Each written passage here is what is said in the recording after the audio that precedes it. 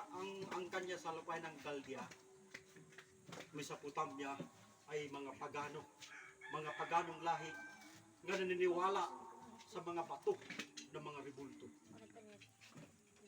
Kaya kapag ganito yung angkan mo sa iyong tahanan na mga iba ang pananampalataya, iwanan mo talaga dahil mahahawa katulad ni Abraham. Kaya bilang mga anak ni Abraham nga naniniwala sa iisang Diyos, sampalatayanan natin yung paniniwala ni Abraham na isang Diyos ang pininiwala.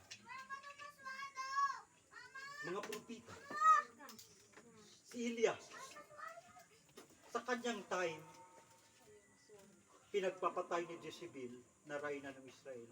Lahat ng propita nakapanalig ni Elias.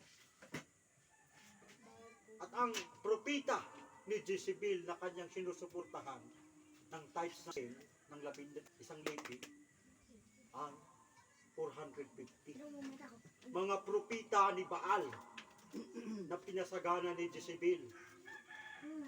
Nasa aklat yan, pinahalagahan ni Jezebel ang 400 propita na mga tiwaling propita ni Jezebel. Mga propita ni Baal. Samantalang ang propita nga tapat nga naglilingkod sa Diyos,